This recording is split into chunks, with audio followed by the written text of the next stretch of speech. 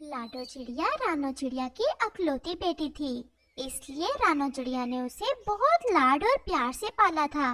रानो ने लाडो को हमेशा ही अच्छा भोजन खिलाया था और हर दुख से दूर रखा था। शायद यही वजह थी कि लाडो अपनी माँ के लाड और प्यार की वजह से बहुत सुस्त और काहिल बन गई थी और साथ में बहुत जिद्दी भी।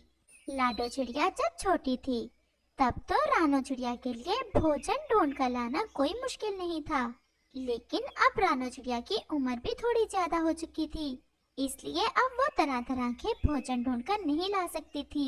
लेकिन लाडो को तो आदत पड़ चुकी थी तरह तरह के भोजन खाने की। ऐसे ही रानो चिड़िया एक दिन भोजन ढूंढकर आती है। माँ, आज आपने इतनी देर क्यों लगा दी भोजन ढूंढने में? मुझे बहुत ज्यादा भूख लगी हुई है। लाडो, अब जंगल में सूखे का मौसम चल रहा है, भोजन ढूंढने थोड़ा दूर जाना पड़ता है, इसलिए देर हो गई। ये क्या माँ, आज आप सूखा दाना ही ढूंढ कर लाई हैं। आपको अच्छे से पता है मुझे ये बिल्कुल पसंद नहीं है। बेटा, तुम भगवान का शुक्र करके खा लो, और अब तुम भी बड़ी हो गई हो, कल से तुम भी मेरे साथ जाना भोजन ढूंढने। माँ प्लीज, मुझसे ऐसी बातें ना किया करें, मैं नहीं कर सकती कोई काम वाम, इतनी नाजुक सी तो हूँ मैं। और फिर लाडो चिड़िया रानो चिड़िया का लाया हुआ बाजरे का दाना सारे का सारा खा लेती है। लाडो, ये क्या, तुम सारा ही दाना खा गई? मैं तो कल के लिए भी दाना लेकर आई थी। माँ, इससे तो मेरा पेट भी नहीं भरा, तो खुद लाना ना ढूंढ कर, फिर ही तुम्हारा पेट भरेगा। लाडो चिड़िया भोजन करके आराम से सो जाती है और रानो चिड़िया भी भूखे पेट सो जाती है। और फिर सुबह हो जाती है। लाडो, चलो मेरे साथ, हम भोजन ढूंढ कर लाते हैं। माँ, मैंने आपसे पहले भी कहा है कि मुझे ऐसे काम ना कहा करें। मैं हमेशा तुम्हारे साथ नहीं रहूंगी, फिर तुम्हें मेरी बातें याद आएंगी। और फिर रानो चिड़िया भोजन की खोज में चली जाती है। वो उड़ते उड़ते पहाड़ों की तरफ चली जाती है और वहाँ एक चट्टान के पास बैठ जाती है। वो अभी बैठी ही थी कि वहाँ चट्टान से एक पत्थर आकर रानो चिड़िया के पंख पर लगता है, जिससे रानो चिड़िया का पंख घायल हो जाता है और वो वहीं गिर जाती है।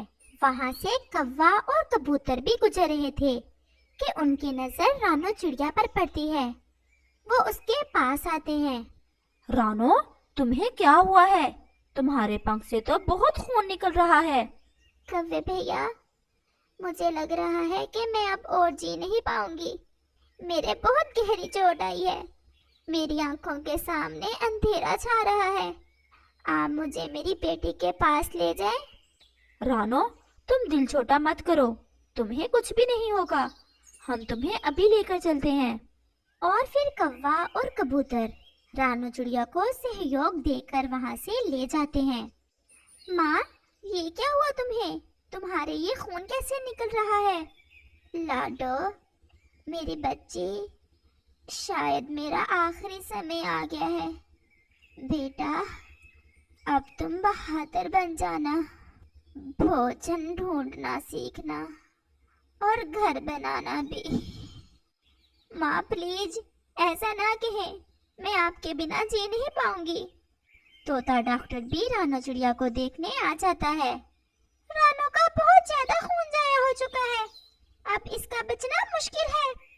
तोता अभी ऐसे कह रहा था कि रानो चिड़िया मर जाती है। माँ, तुम मुझे क्यों छोड़कर चली गई? मेरा तुम्हारे सिवा इस दुनिया में कोई भी नहीं है। लाडो, अब तुम्हारे रोने का क्या फायदा? जब तुम्हारी माँ जिंदा थी तो तुमने उसे एक दिन भी सुख नहीं दिया। अब तुम्हें पता चलेगा जब खुद से भोजन ढूंढकर खाना पड़ेगा। और फिर कबूतर, तोता और कौवा अपने अपने घरों को वापस लौट जाते हैं।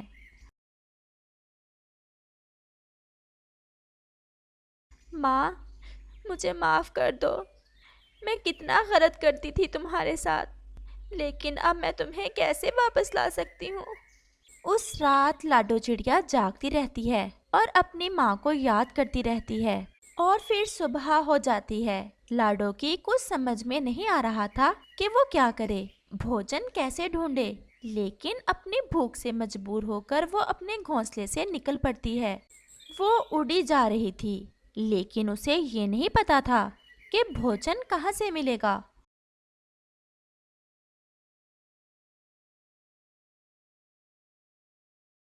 वो उड़ते उड़ते थक जाती है और एक पेड़ पर बैठ जाती है।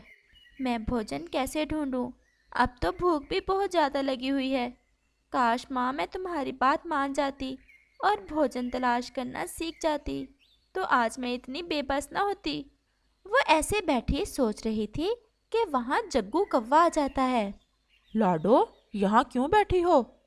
क्या तुम्हें अपनी माँ याद आ रही है? हाँ, मुझे माँ बहुत याद आ रही है। लाडो, मुझे तो लगता है कि तुम आज पहली बार भोजन ढूंढने निकली हो। कुछ मिला क्या? नहीं, अभी तक तो कुछ नहीं मिला और मुझे तो ये भी नहीं पता कि भोजन कहाँ से मिलेगा। अगर तुम कहो तो क्या मैं तुम्हारी मदद करूं? हाँ हाँ जग्गू, तुम मेरी मदद कर दो। तो फिर चलो मेरे साथ, इंसानों की बस्ती चलते हैं। वहाँ एक जगह है, वहाँ से आहार काफ़ी मात्रा में मिल जाता है। और फिर लाडो चिड़िया जग्गू के साथ इंसानों की बस्ती की तरफ चली जाती है। वहाँ इंसानों की बस्ती में एक जगह काफी दाना पड़ा हुआ था। जग्गू और लाडो वहीं बैठ जाते हैं। लाडो, अब जल्दी जल्दी खाना, कहीं कोई इंसान ना आ जाए। और फिर वह भोजन खाना शुरू करते हैं। जग्गू तो जल्दी जल्दी दाना चुगे जा रहा था, जबकि लाडो को दाना चुगने में बहुत मुश्किल हो रही थी, इसलिए वो बहुत कम दाना खा पाई थी। लाडो चलो, अब हम चलते हैं। अगर कोई इंसान आ गया तो बहुत मुश्किल हो जाएगी। और फिर जग्गू और लाडो वहाँ से चले जाते हैं। जग्गू, तुम्हारा बहुत बहुत धन्यवाद जो तुमने मेरी इतनी मदद की। तुम्हें मुझे धन्यवाद कहने की कोई ज़रूरत नहीं है, ये तो मेरा कर्तव्य था। और फिर जग्गू भी अपने घर चला जाता है और लाडो चिड़िया अपने घोंसले में बैठ जाती है। माँ, आप ये सब कैसे कर लेती थी? मैं तो एक ही दिन में बहुत थक गई हूँ। मैंने तो सिर्फ अपने लिए दाना ढूंढा है। आप तो अपने लिए भी ढूंढती थी और मेरे लिए भी ढूंढ कर लाती थी। लेकिन माँ, मैं भी अब खुद में हिम्मत पैदा करूँगी। जैसे आप मेहनत करती थी, मैं भी वैसे ही करूँगी। आखिर मैं भी आपकी ही बेटी हूँ। और फिर रात हो जाती है और लाडो चिड़िया खुद में एक नई हिम्मत पैदा करके सो जाती है। अगली सुबह लाडो चिड़िया मुंह अंधेरे ही उठ जाती है। वो अभी उठी ही थी कि जग्गू कौवा फिर से आ जाता है। लाडो, मैं तुम्हें एक ज़रूरी बात बताने आया हूँ। हाँ जग्गू, कहो, क्या बताने आए हो? वो मेरे पापा ने बताया है कि आज सब पक्षी दूसरे जंगल में परावास करने जा रहे हैं, क्योंकि हमारे जंगल के पेड़ अब बहुत सूख चले हैं। शायद अब इंसान इन्हें काटने वाले हैं। इसलिए सब पक्षियों ने फैसला किया है कि इस जंगल को छोड़कर दूसरे जंगल चले जाएं। क्या तुम भी हमारे साथ जाओगी? क्या तुम इतना लंबा सफ़र कर सकोगी? जग्गू मेरे दोस्त, मैं ज़रूर जाऊंगी। अब मैं वो पहले वाली लाडो नहीं रही। मैंने खुद को बदल लिया है, या शायद हालात ने मुझे बदल दिया है। तुम मुझे बस इतना बता दो कि कब तक निकलना है। आज दोपहर को ही निकलना है। तुम नदी के पास आ जाना, वहाँ पर ही सबने इकट्ठे होना है। और फिर जग्गू वहाँ से चला जाता है। फिर दोपहर हो जाती है। पक्षियों, सब तैयार हो दूसरे जंगल पर आवाज करने के लिए। अंकल कबूतर, बस थोड़ा इंतजार करें, लाडो भी आती होगी। लेकिन वो हमारे साथ कैसे जा सकती है? वो तो बहुत सुस्त और काहिल है, हम उसके साथ सफर नहीं कर सकते। कबूतर ऐसे कह रहा था कि लाडो चिड़िया भी आ जाती है। अंकल कबूतर, मैं काहिल और सुस्त थी, लेकिन अब नहीं हूँ। मैं आपके साथ जरूर जाऊंगी। लाडो, वहाँ जाकर हमें अपने नए घर बनाना होंगे और तुमसे नया घर कभी नहीं बनेगा। मैं अपना नया घर जरूर बनाऊंगी। आप सबको लाडो पर विश्वास करना होगा। लाडो हमारे साथ जरूर जाएगी। और फिर सब पक्षी दूसरे जंगल की तरफ अपना सफर शुरू करते हैं। और फिर रात होने से पहले वो सब दूसरे जंगल पहुंच जाते हैं। लाडो चिड़िया थकी जरूर थी, लेकिन उसने हिम्मत नहीं हारी थी। और फिर अगले दिन वो बाकी सब पक्षियों से पहले अपना नया घर बना लेती है, जिसे देखकर सभी पक्षी बहुत हैरान होते हैं। किसी ने सच ही कहा है कि समय सब कुछ सिखा देता है।